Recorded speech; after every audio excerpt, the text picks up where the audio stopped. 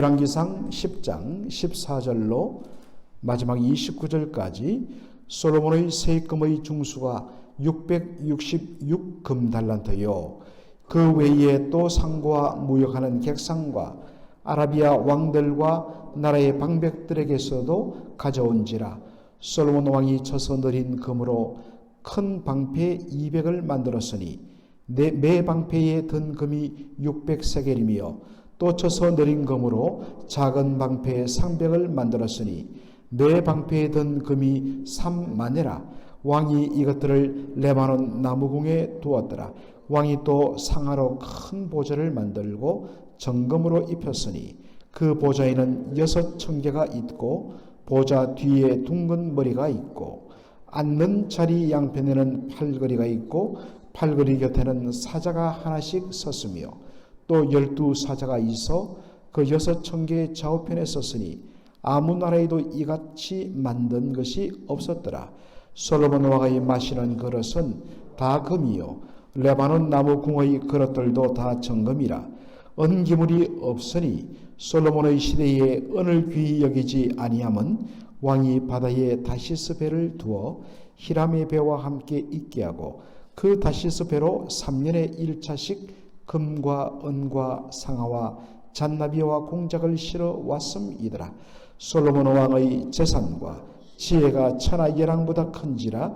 천하가 다 하나님께서 솔로몬의 마음에 주신 지혜를 들으며 그 얼굴 보기 원하여 각기 예물을 가지고 왔으니 곧 은그릇과 금그릇과 의복과 갑옷과 향품과 말과 노새라. 해마다 정한 수가 있었더라. 솔로몬이 병거와 마병을 모으매 병거가 1,400이요 마병이 12,000이라. 병거성에도 두고 예루살렘 왕에도 두었으며 왕이 예루살렘에서 은을 돌같이 흔하게 하고 백향목을 평지에 뽕나무같이 많게 하였더라. 솔로몬의 말들은 애굽에서 내어왔으니 왕의 상고들이 때로 증가하여 산 것이며 애굽에서 내어 올린 병거는 하나에 은 600세겔이요 말은 150세겔이라.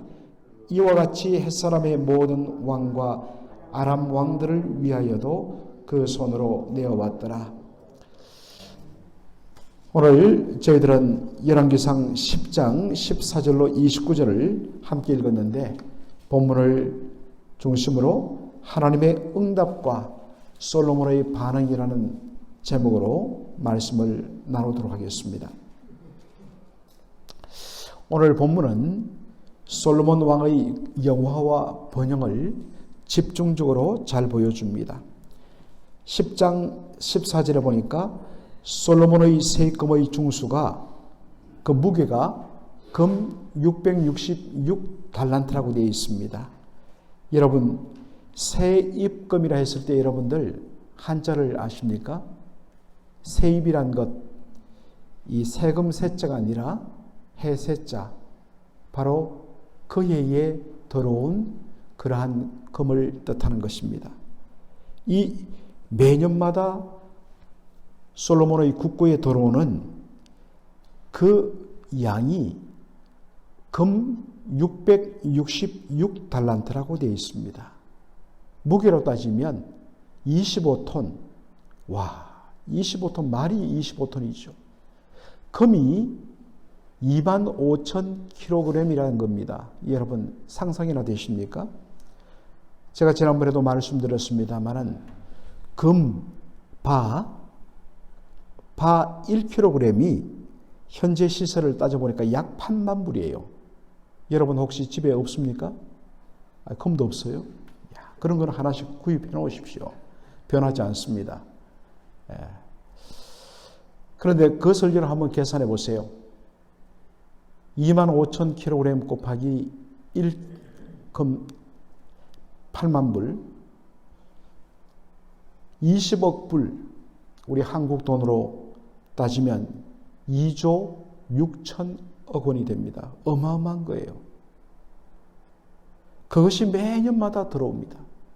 그런데 여기에는 상고들, 즉 장사꾼들이 내는 세금이나 무역업자들이 내는 것이나 또 이 솔로몬과 거래하고 있는 아라비아 왕들이나 또 나라의 그 방백들, 나라의 지방 통치자들이 올려보내는 그 세금은 뺀 액수라는 것입니다. 아마도 금 666달란트는 솔로몬이 복속한 나라에서 들어오는 그러한 수입일 것입니다. 솔로몬은 유프라테스 강 서편에서부터 저 남쪽 애굽의 지경까지 동서남북 모든 지역을 다 다스렸습니다. 실질적으로 이스라엘의 영토는 북쪽의 갈릴리 호수 북쪽의 단부터 유다 지방 남쪽의 보엘세바까지밖에 안 되었습니다. 그 나머지 어마어마한 동서남북의 땅들을 복속시켜서 그 나라들로부터 종을 받은 것이 666달란트. 한 해만 그런 게 아니라 매해 그렇게 받았다는 것입니다.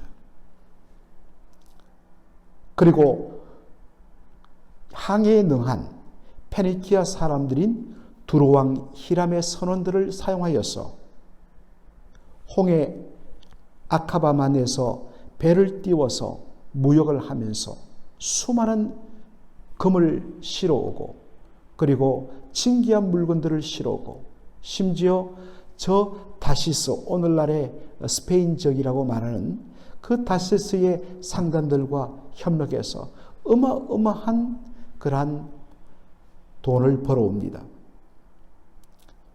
열왕기상 10장 24절로 25절에 보니까 온 세상 사람들이 솔로몬의 지혜를 듣기 위하여서 몰려들었다 했습니다. 이들이 올 때 그냥 오는 것이 아니라 솔로몬에게 자기 나라의 진귀한 그러한 물건들을 가지고 와서 바쳤다 했습니다. 이 모든 것을 한마디로 요약 정리한 것이 열왕기상 10장 23절입니다. 솔로몬의 재산과 지혜가 천하 예랑보다 큰지라.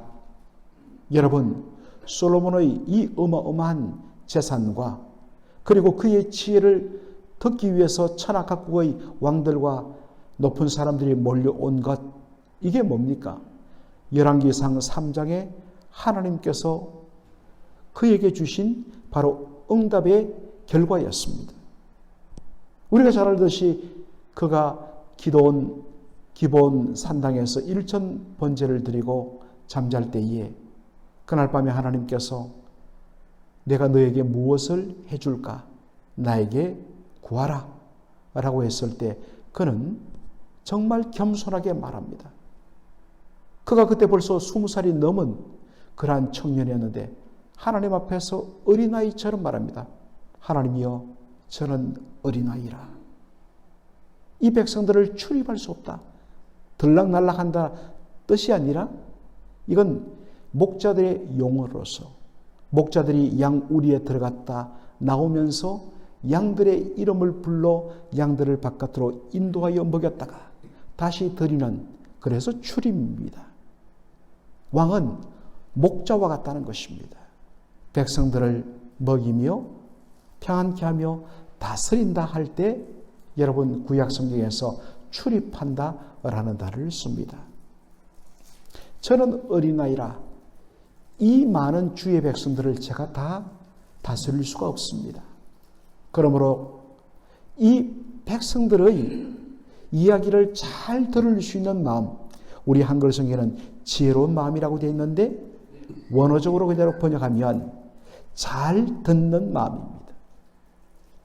백성들의 소리를 잘 듣고 그것을 정확하게 분별하여서 정확하게 재판함으로 억울한 사람이 없고 불의한 사람이 득세하지 못하도록 하고 의로운 사람들이 축복받는 공의로운 나라, 하나님의 뜻이 온전히 이루어지는 그런 나라, 그렇게 섬길 수 있도록 하나님 저에게 지혜로운 마음을 주십시오라고 했을 때 그의 겸손하고 하나님 중심적으로 구하는 것이 하나님 마음에 맞은지라 일치했단 말이죠. 그러니까 하나님께서 지혜로운 마음은 말할 것도 없고 그가 구하지 않은 바로 목숨수, 장수와 또한 재물과 온갖 부귀영화를 그에게 다 주겠다고 약속하셨습니다. 그런데 여러분, 그렇게 축복을 주시겠다고 약속하시면서 이어서 하신 말씀 뭡니까? 그러나 명심해라. 너의 아버지 다윗과 같이 오직 여호와의 율례와 규례와 하나님의 계명을 지키는 데 힘써야 된다. 하나님의 말씀 안에서 늘 자신을 깨우치며 그 말씀 앞에 겸손하며 주님의 뜻을 늘 묵상하며, 아니 솔로몬은 그럴 필요 없는데요, 이렇게 겸손한데요. 그렇지 않다. 사람이란 그렇지 않다.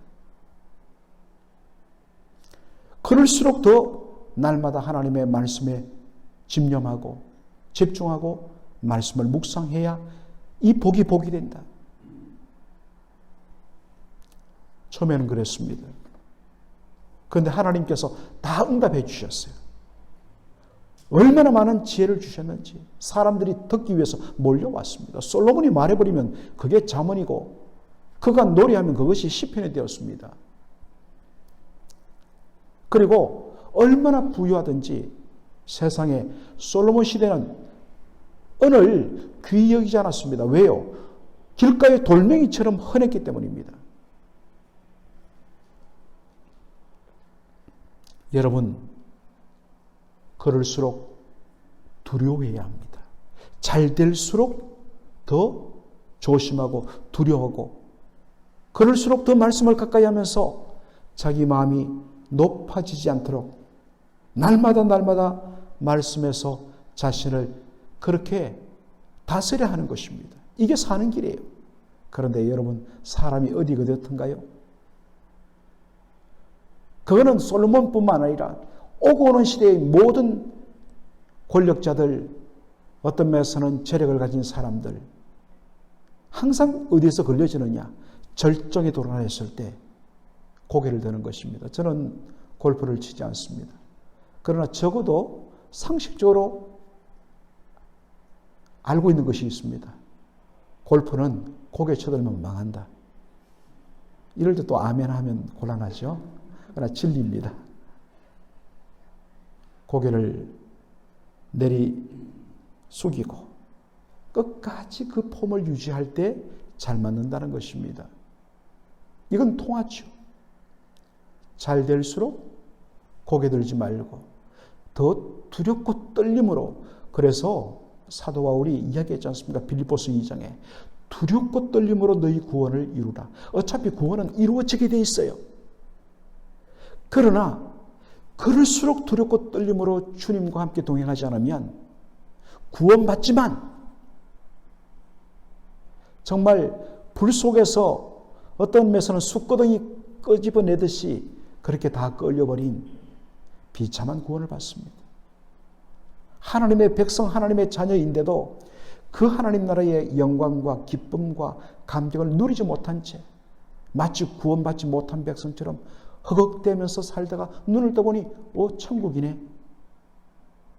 그렇게 되는 것입니다. 겸손해야 됩니다. 그러기 위해서는 하나님 말씀 가까이 드는데 대부분 사람들은 그렇지 않죠. 잘 되니까 그때부터 고개 드는 거예요. 솔로몬도 그랬습니다. 막 넘쳐나니까 자기의 그 부귀영화를 사람들 앞에 상징적으로 보이기 위해서 세상에 왕의 보좌를 상아로 만들었습니다. 코끼리 상아. 그리고 거기에다가 막 금을 입히고, 그리고 6계단마다 좌우에 사자를 세우고, 진짜 사자가 아니라 사자상을 세우는 거죠. 그것도 전부 다 금으로 입혀요. 온 왕궁이 번쩍번쩍합니다. 금을 어떻게 쓸 데가 없어갖고 하여튼 모든 것은 다 더 입힙니다. 그런데 여러분들 10장 19절에 보니까 보좌 뒤에는 둥근 머리가 있다라고 해 있죠. 그런데 구약 히브리어로 된 구약 성경을 헬라어로 번역한 성경을 제가 70인역이라고 여러 번 이야기했습니다. 영어로는 셉투아진트. 그 70인역 번역에 보면 그게 둥근 머리가 아니라 송아지라고 되어 있습니다.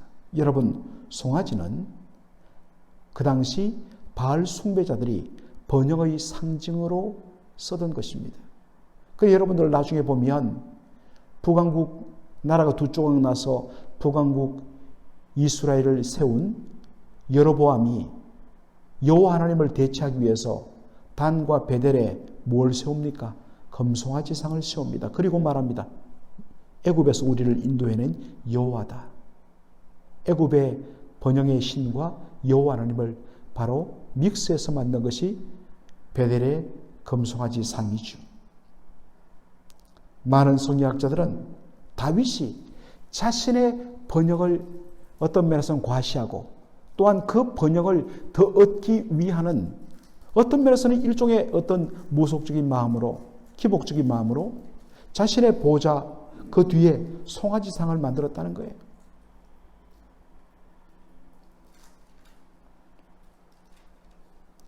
여섯 층계 좌우마다 금으로 입힌 사자상을 세워서 나의 이 권력이 얼마나 대단한가를 그렇게 상징적으로 보여준 거예요.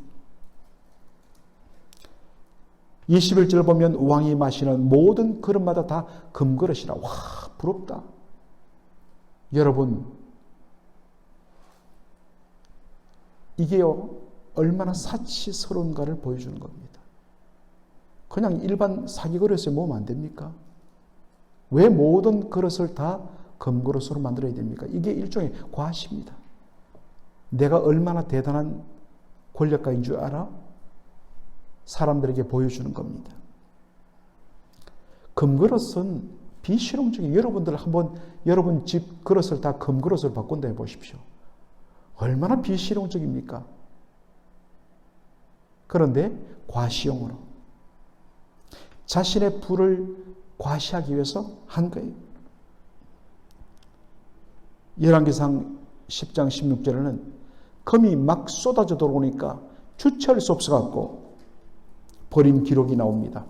금 방패를 만들었다 했습니다. 여러분, 금 방패, 여러분 금으로 만든 방패로 싸울 수 있습니까?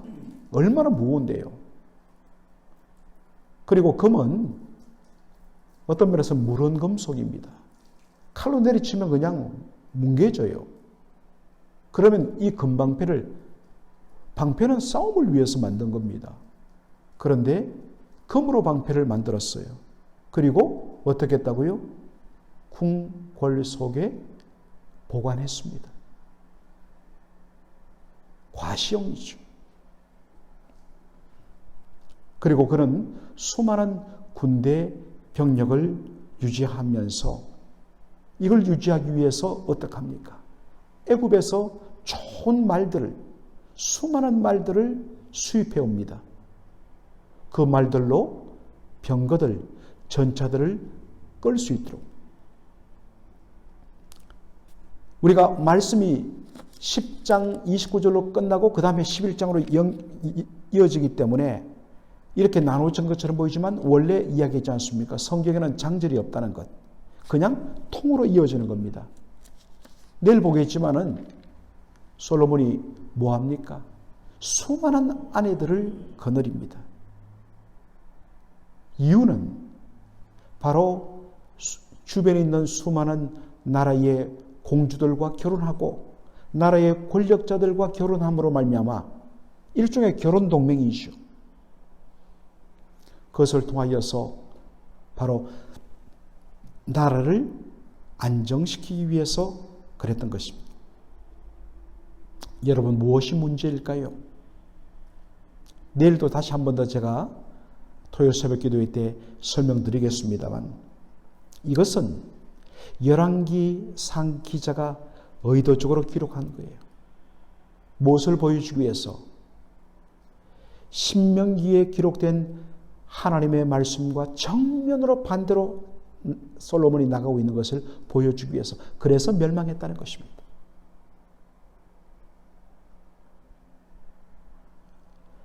열왕기상 17장 16절 보면 그때 광야 40년을 끝내고 이제 가나안 땅으로 들어가기 직전에 모세가 한 번도 백성들에게 율법을 전한 것, 그래서 신명기를 하지 않습니까? 거듭 신자 계명 명자, 40년 전 시내산에서 받았던 그 계명을 한 번 더 설명하고 한 번 더 풀어주는 것, 이게 신명기입니다. 신명기 17장 16절 이하에 보면 왕된 자는 말을 많이 두지 말 것이요 말을 많이 얻으려고 그 백성을 애굽으로 돌아가게 말 것이니 이는 여호와께서 너에게 이르시기를 너희가 이후에는 그 길로 다시 돌아가지 말 것이라 하셨음이며 아내를 많이 두어서 그 마음이 미혹되게 말 것이며 은금을 자기를 위하여 많이 쌓지 말 것이니라. 와, 왜 솔로몬이 무너졌는가? 바로 이것 때문입니다. 그 다음에는 18절부터 어떤 말씀이 압니까? 왕된 자는 여호와의 율법을 등사하여서 손으로 뺏겨서 그 옆에 두고 날마다 그 말씀을 읽으며 그 말씀을 새기며 그 말씀을 순종하도록 하라고 말씀합니다. 말씀 보지 않으면요, 사람들은 교만해집니다. 어느 사이에 높아지고, 그래서 왕이 주의해야 될 모든 것들을 반대로 합니다. 세상 나라 왕들이 하는 그대로 합니다. 그래서 망합니다. 세상 사람들이 자신의 부귀를 자랑하기 위해서 어마어마하게 큰 집을 짓고 어마어마하게 큰 차를 타고 자기 권력을 과시하기 위해서 온데 다 돈 뿌리고 자기를 위해서 온데 좋은 데 다 돌아다니고 다 좋습니다. 그런데 정작 하나님을 위해서, 가난한 자들을 위해서 그것을 쓰지 않습니다. 자신의 힘을 그렇게 자랑해요. 그러다 무너지는 거예요. 하나님은 다 하나님이 하신 약속을 이루어 주었습니다. 응답해 주셨습니다. 솔로몬의 반응은 어떻습니까? 그럴수록 두렵고 떨림으로 말씀 앞에서 나에게 주어진 이 복을 어떻게 잘 누리며 선용할 것인가? 여러분은 어떻습니까? 여러분은 어떻습니까? 날마다 하나님 말씀 앞에서 나는 어떤 반응을 보이는가? 두렵고 떨림으로 자신을 살피면서 말씀 앞에서 늘 겸손하고 온유하고 온전히 하나님 앞에 자신을 처복종시키는 그러한 저와 여러분 되기를 주의 이름으로 축원합니다. 아멘. 살아계신 우리 아버지 하나님, 은혜와 사랑을 감사드립니다. 오늘 열왕기상 10장 마지막을 보면서 왜 솔로몬이 무너지게 되었는가? 하나님께서 그에게 복을 약속하시면서 동시에 경고하며 말씀에 붙어 있으라고 하셨던 그 말씀은 잊어버리고 하나님이 주신 그 복만을 가지고 주체할 수 없어서 결국 자기를 높이며 사치하는 데 쓰며 하나님이 나라를 지켜주시는데 의지하지 아니하고 자신의 힘과 노력으로 이 나라를 지킬 수 있는 것으로 착각하여서 결혼동맹을 맺고 군대를 키우고 그렇게 하다가 결국에는 무너진 것을 보게 됩니다. 하나님이여, 우리가 우리 자신을 지킬 수가 없습니다. 하나님이 지켜주셔야 하는 것입니다. 하나님이 세워주셔야 제대로 세워지는 것입니다. 아버지 하나님, 겸손히 말씀 앞에 엎드리는 저희들 되게 하여 주옵소서. 날마다 두렵고 떨림으로 우리의 구원을 이루어가는 저희들 되게 하여 주시옵소서. 예수님의 이름으로 기도하옵나이다. 아멘.